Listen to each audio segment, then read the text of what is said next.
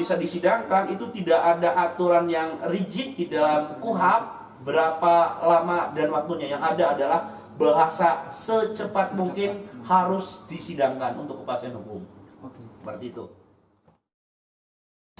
Nah, pertanyaan yang kedua nih Bang. Ya.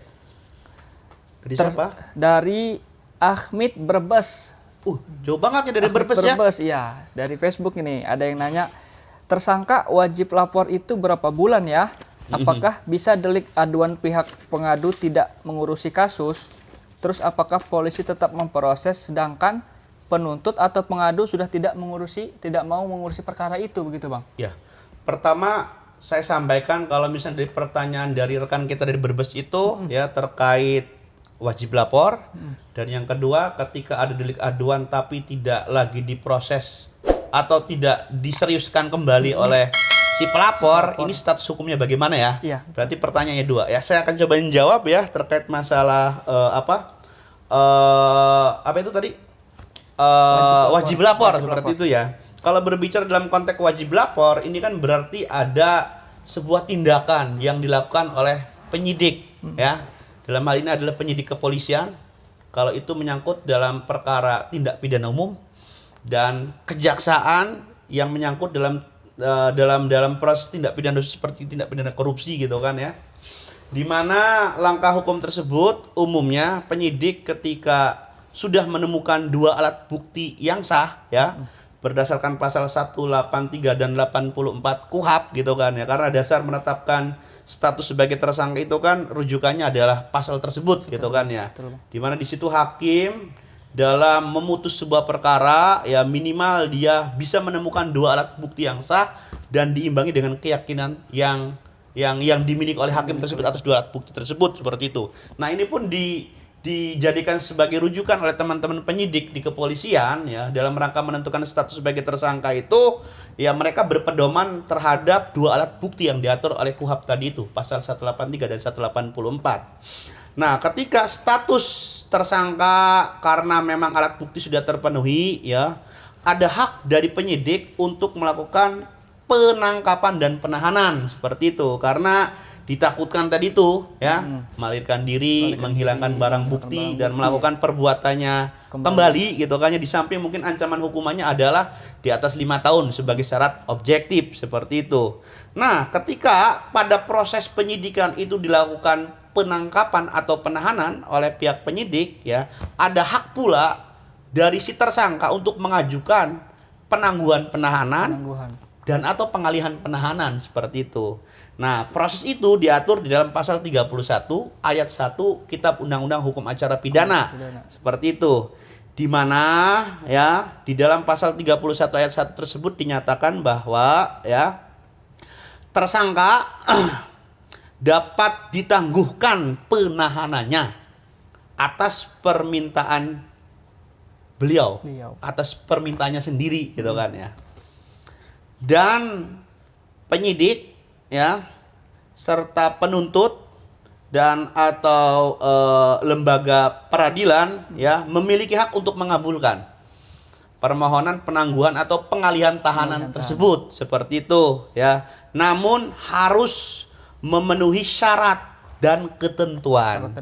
Kalau seandainya memang proses penangguhannya itu dikabulkan, kalau penangguhan berarti kan tidak dilakukan penahanan.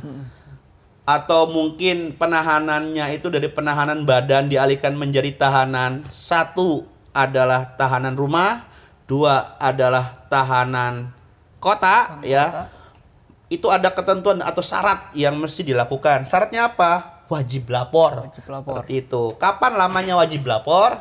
Lamanya wajib lapor itu ya berdasarkan pengalaman saya sebagai praktisi hukum yang menangani beberapa perkara pidana, dan kita punya klien yang ditahan dan kita mengajukan proses penangguhan itu alhamdulillah beberapa dikabulkan. Memang sebagai jaminan dari pihak penyidik itu meminta agar tidak kabur. Ini apa Pak? Selain jaminan dari keluarga korban dan juga penasihat hukum sebagai penjamin. Selanjutnya jaminan yang paling terpenting adalah ini supaya terdeteksi ya gerak-gerik atau aktivitas si tersangka ini, maka harus ngemel versi penyidik istilah familiarnya. Ngemel itu artinya adalah wajib lapor. Seminggu 2 kali, berarti atau seminggu sekali lah berdasarkan kemampuan dan kesepakatan kita gitu. Itu tujuan adalah untuk memastikan bahwa si tersangka ini tidak melarikan diri atau tidak lari dari pertanggungjawaban pidana atau pertanggungjawaban hukum. Proses harus berjalan seperti itu. Oleh karenanya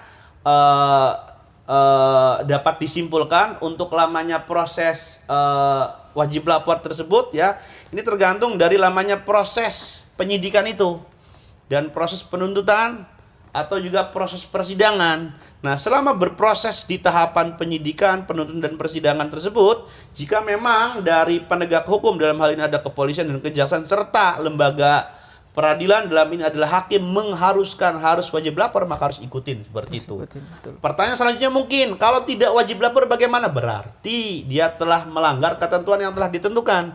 Bisa saja status penangguhan penahanan atau peralihan penahanan dari tahanan badan menjadi tahanan kota dan tahanan rumah itu bisa dicabut gitu kan. Sehingga kembali ke status awal menjadi tahanan badan. Seperti itu. Selanjutnya terkait pertanyaan yang kedua ya, bagaimana akibat hukum ketika sebuah delik aduan yang dilaporkan oleh korban ya, umumnya ini ya kalau delik aduan itu kan yang menyerang kehormatan pribadi lah seperti itu kan ya. Kalau misalnya kita ambil salah satu contoh adalah pasal penghinaan 310 gitu kan ya, 311 atau runtutannya ya seperti itu. Itu memang masuk dalam kualifikasi delik aduan kalau di dalam kitab undang-undang hukum pidana seperti itu.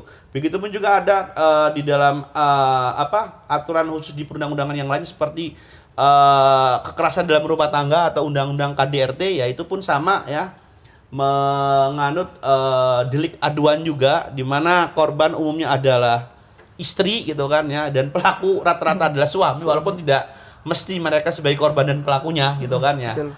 Nah, ketika perkara pidana tersebut masuk dalam kategori delik aduan, tetapi si korban sebagai pengadu dia sudah sempat laporan dan diproses perkaranya, namun belakangan ini dia tidak ada hasrat untuk melanjutkannya seperti itu. Itu bagaimana status hukumnya?